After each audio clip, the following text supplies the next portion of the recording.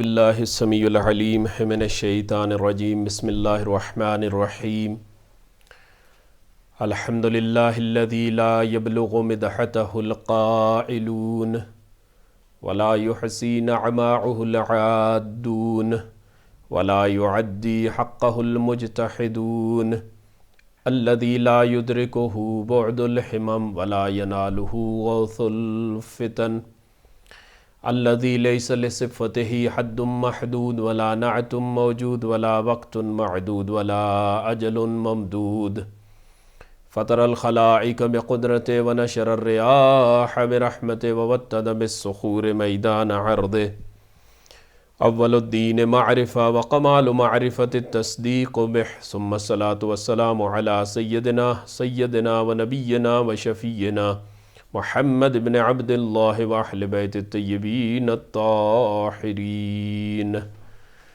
اللہم صلی علی محمد وآل محمد. ریسپیکٹڈ مومنین و مومنات، السلام علیکم ورحمۃ اللہ وبرکاتہ. پروردگار عالم سے دعا ہے کہ خالق اکبر آپ سب کی عبادات کو، آپ کے صوم و صلات کو، آپ کی لیلۃ القدر کی بڑی بڑی راتوں میں آپ کے اعمال کو اپنی بارگاہ اقدس میں منظور و قبول فرمائے. کل درس چونکہ بیچ میں کبھی کبھی جب ہمارے ہاں مجلس ہوتی ہے شام کی تو اس کی وجہ سے دن کا درس پھر مس ہو جاتا ہے، اور بعض لوگوں کی ریکویسٹ بھی آتی ہے، بلکہ حکم آتا ہے کہ آپ نے کل کا درس کیوں نہیں ریکارڈ کیا. تو بہرحال ٹائم اور ماہ رمضان اور اس کی وجہ سے ہو جاتا ہے، لیکن کوشش کر رہے ہیں کہ حت الوسع جو پیغام حق ہے، جو پیغام امیر المؤمنین ہے، وہ مؤمنین و مؤمنات تک پہنچایا جائے. مولا امیر المؤمنین کے نہج البلاغہ سے کلام مبارک کلام اقدس سے آپ کی خدمت میں اس دن استغفر اللہ کے بارے میں عرض کر رہا تھا. لقائل قال بحسرتہ استغفر اللہ، جب ایک کہنے والے نے استغفر اللہ کہا اور مولا امیر المؤمنین نے اس کے جواب میں فرمایا ثقلت کا امک اتدری ما استغفار ما الاستغفار، معلوم ہے تمہیں کہ استغفار کیا ہے؟ اور پھر مولا امیر المؤمنین نے فرمایا تھا کہ الاستغفار درجۃ العلیین، کہ استغفار کرنا علیین کا درجہ ہے، اللہ کے مقرب ترین بندوں کا درجہ ہے. اور پھر مولا امیر المؤمنین نے فرمایا وَهُوَ الصَّمُّ وَاقِعٌ عَلَى سِتَّةِ مَعَانٍ، یہ 6 پلروں پہ کھڑا ہے جس کا نام استغفار ہے. یہ 6 پلر ہیں جن کے اوپر یہ بلڈنگ کھڑی ہے استغفار کی. یعنی اگر آپ استغفار کر رہے ہیں تو یہ 6 پلر کامل ہونے چاہیے. اگر یہ 6 پلر کامل نہیں ہوتے ہیں تو استغفار کی بلڈنگ جو ہے وہ گر جاتی ہے، یعنی آپ کی توبہ جو ہے وہ صحیح معنوں میں آپ کر نہیں رہے ہیں اور صحیح معنوں میں قبول بھی نہیں ہو رہی ہے. یعنی یہ 6 چیزیں بنیادی چیزیں ہیں کہ جو آپ نے استغفار کرنے کے لیے کرنی ہے، توبہ کرنے کے لیے کرنی ہے. اولھا الندم علی ما مضی، جس کا میں نے آپ کے سامنے ذکر کر چکا ہوں کہ پہلی چیز کہ ماضی میں جو کچھ سرزد ہو گیا، جو معصیت خدا سرزد ہوگی جانے بوجھے یا انجانے میں، اس سے توبہ کرنا. والثانی العزم علی ترک العود الیہ ابدا، دوسرا کہ اس سے ایک تعہد اپنے آپ سے کر لینا، ایک وعدہ اپنے آپ سے لے لینا کہ میں اب جو میں نے ترک کیا ہے اس کی طرف میں کبھی بھی نہیں جاؤں گا. اور وثالث ان تعدی الی مخلوقین حقوقہم حتی تلقی اللہ عملسا لیس علیک تبعون، اور پھر یہ کہ حقوق انسان جو ہے وہ اس طرح سے ادا کیے جائیں کہ اسی حالت میں کہ آپ کے اوپر کسی کا حق واجب نہ ہو اور آپ اپنے رب سے، اپنے اللہ سبحانہ وتعالی سے جا کر ملے. یعنی یہ بھی میں بیان کر چکا ہوں. وَرَابِعًا تَعَمَّدَ عَلَى كُلِّ فَرِيضَةٍ عَلَيْكَ زَغِيتَهَا فَتُعَدِّي حَقَّهَا، چوتھا یہ کہ جو فرائض تم پر عائد کیے ہوئے تھے تم نے انہیں ضائع کر دیا تھا، انہیں اب پورے طور پر بجا لاؤ. جو بھی واجبات ہیں تم پر، جو بھی فرائض ہیں تم پر، جن کو تم ضائع کر چکے ہو یا جن کو تم کھو چکے ہو، اب تم ان کی طرف لوٹ آؤ اور انہیں پورا کرو۔ کبھی کبھی ہو جاتا ہے جوانی کے جوش و جذبے میں، یعنی بعض لوگ جن کی نمازیں قضا ہیں تو اللہ نے ان کو صحت دے رکھی ہے، سلامتی دے رکھی ہے، اب وہ نمازیں پڑھنا شروع ہو گئے تو اپنی نمازوں کی قضا بجا لائیں۔ جن کے روزے قضا ہیں تو ماہ رمضان المبارک گزرنے کے بعد وہ اپنے واجب روزوں کی قضا بجا کر لائیں، اپنے واجب روزے رکھیں۔ جو حقوق مس ہو چکے ہیں، جو حقوق جا چکے ہیں، ان کو، ان کی جن کی قضا ہے آپ کے ذمہ، آپ اس قضا کو بجا لائیں، آپ ان حقوق کو پورا کریں۔ والخامس ان تعمد علی اللحم الذی نبت علی السحت فتضیبہ بالاحزان حتی تلصق الجلد بالعظم وینشأ بینہما لحم جدید۔ یہ بڑا مشکل مرحلہ ہے۔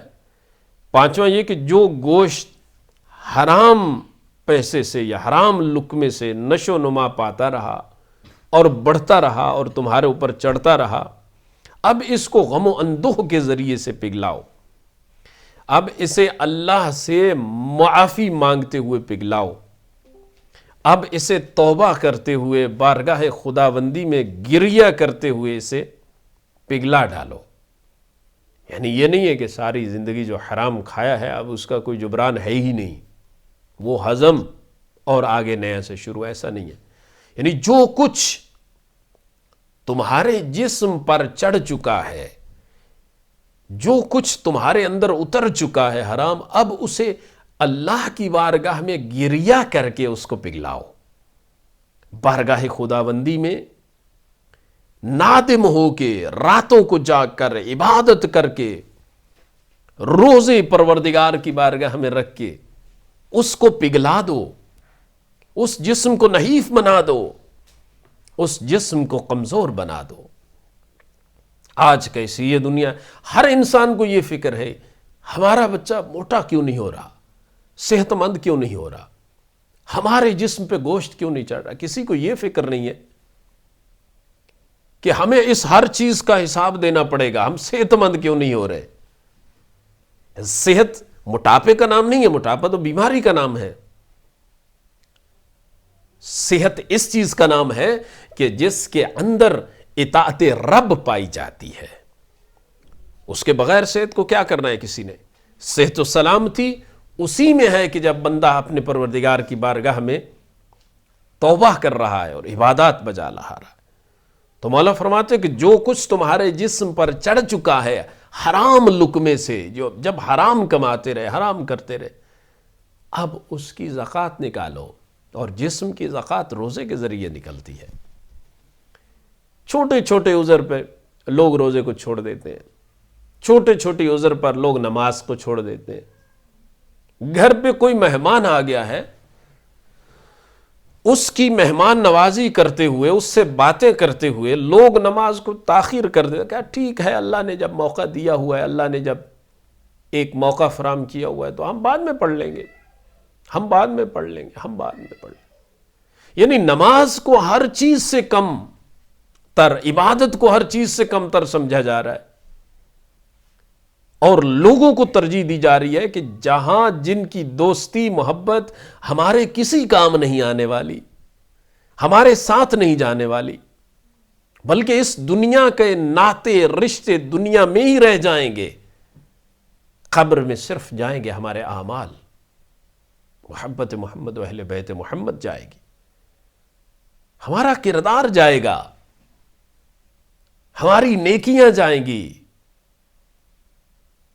اسی لیے انسان کو کوشش کرنی چاہیے کہ وہ لقمہ حلال خود بھی کھائے اور اپنے بچوں کو بھی کھلائے، لقمہ حلال کمائے اور اپنے بچوں کو بھی، اپنے معاشرے کو بھی لقمہ حلال کھلائے۔ اور یقیناً اس سے بڑی اور کوئی بھی توفیق نہیں ہوتی۔ جب انسان یہ کرے گا، اپنے گوشت کو پگھلا دے گا، پروردگار کی بارگاہ میں گریہ کرے گا، زاری کرے گا، روئے گا، راتوں کو جاگے گا، عبادت کرے گا، تو اس کا جسم کا گوشت پگھل جائے گا، اس کا جسم کمزور ہو جائے گا، اور پھر جو لقمہ حلال سے نیا گوشت بنے گا اس سے پھر توبہ کرو۔ توبہ کے بھی طریقے ہیں نا، مولا بتا رہے ہیں۔ والسادس، اور آخری، ان تضیق الجسم الم تعت کما ازقتہ حلاوت المعصیہ۔ چھٹا یہ کہ اپنے جسم کو اطاعت کے رنج سے آشنا کر، جس طرح اسے گناہ کی شرینی سے لذت اندوز کرتا رہا ہے۔ تو اب کہو، مولا کہتے استغفر اللہ، فعند ذلک تقول استغفر اللہ، یعنی جس طرح تم اپنے جسم کو لذتیں دیتے رہے ہو، اسے آسانیاں دیتے رہے ہو، اس کو سکون دیتے رہے ہو، اسی طرح پروردگار فرما رہا ہے کہ اب اپنے جسم کو زحمت اٹھانے کا بھی عادی بنا دو، اب اسے تکلیف بھی دو، تاکہ یہ پروردگار کی بارگاہ میں مقبول ہو جائے، منظور ہو جائے۔ جب یہ 6 کام کر لو تو مولا فرماتے ہیں فعند ذلک تقول استغفر اللہ، پھر اس کے بعد تم کہو استغفر اللہ۔ یعنی صرف زبان سے استغفر اللہ کہنے سے کچھ نہیں بنتا، انسان کو حقیقی استغفر اللہ کرنی چاہیے، حقیقی توبہ کرنی چاہیے، گناہوں کو جڑ سے مٹانا چاہیے۔ گناہوں کی لذتیں لیتے لیتے انسان اتنا آگے بڑھ جاتا ہے، اتنا آگے بڑھ جاتا ہے کہ پھر اسے ہوش نہیں رہتی کہ اس کا رب کہاں ہے، اس کی دنیا کہاں ہے، اس کی آخرت کہاں ہے۔ توبہ کرو اس سے پہلے کہ تمہارے گناہ کٹ جائیں۔ گناہ چھوٹا جب ہوتا ہے نا تب اسے ختم کیا جاتا ہے۔ انسان کے اندر ایک قوت پائی جاتی ہے، ایک طاقت پائی جاتی ہے، جو اس کا ضمیر آواز دیتا ہے وہ بھی ایک لمٹ تک ہوتی ہے۔ یعنی انسان جب ایک بار گناہ کرتا ہے تو دوسری بار گناہ کرتا ہے، اس کا ضمیر اندر سے اس کو ملامت کرتا ہے، اے انسان تو کیا کر رہا ہے، اے انسان تو کس رستے پہ جا رہا ہے، اے انسان تو اپنے اللہ کو چھوڑ کے اللہ سے دور ہو رہا ہے، لوٹا، واپس لوٹا۔ پہلی بار جب گناہ کرتا ہے ضمیر زیادہ صدا بلند کرتا ہے، دوسری بار جب گناہ کرتا ہے ضمیر کی آواز دبنا شروع ہو جاتی ہے، کم ہونا شروع ہو جاتی ہے۔ کیوں؟ کیونکہ اب گناہوں کا بھار بڑھنے لگ جاتا ہے، اب اس کا ضمیر دبنے لگ جاتا ہے، ضمیر مرنا شروع ہو جاتا ہے، اور پھر یہ گناہوں کی دلدل میں ایسے دبتا اور گھستا چلا جاتا ہے انسان کہ اس کا ضمیر آواز دینے تک چھوڑ دیتا ہے، اس کو صدا دینے تک چھوڑ دیتا ہے، اس کا ضمیر اسے ملامت کرنا چھوڑ دیتا ہے، کیونکہ اس کے رب کی جو رسی اس کے گلے میں ہے وہ رب بھی اپنی رسی کو لوٹا لیتا ہے اور کھینچ لیتا ہے، اور کہتا ہے جاؤ انسان جو تجھے کرنا ہے کر لے، آخر تجھے میری ہی بارگاہ میں لوٹ کر آنا ہے۔ کہاں جاؤ گے، کہاں جاؤ گے؟ کیا ہے ویلیو، کیا ہے انسان کی؟ وقت کیا ہے جو ہم اپنے آپ کو اتنا بڑا سمجھتے ہیں؟ کسی کو اپنے حسن پہ تکبر ہے، کسی کو اپنی جوانی پہ تکبر ہے، کسی کو اپنے شجرہ نسب پہ تکبر ہے، کسی کو اپنے مال و دولت پہ تکبر ہے، کسی کو اپنے اہل و عیال پہ تکبر ہے، کسی کو اپنے گھر پہ فخر و تکبر ہے۔ یہ کیا ہے؟ کس بات پہ تجھے تکبر ہے اے انسان؟ کس بات پہ تو اللہ کی بارگاہ میں اکڑا ہوا ہے؟ حقیقت کو پڑھو، جب قرآن سے تمسک کرو گے تب حقیقت پتہ چلے گی۔ مولا علی علیہ الصلوۃ والسلام نے انسان کے بارے میں فرمایا مسکین ابن آدم، ابن آدم مسکین ہے، مکتوم العجل، بیچارہ ہے یہ انسان، بس ہے موت سے نہاں بیماریاں اس سے پوشیدہ اور اس کے اعمال محفوظ ہیں۔ مکتوم العجل، اس کی موت جو ہے وہ اس سے چھپی ہوئی ہے۔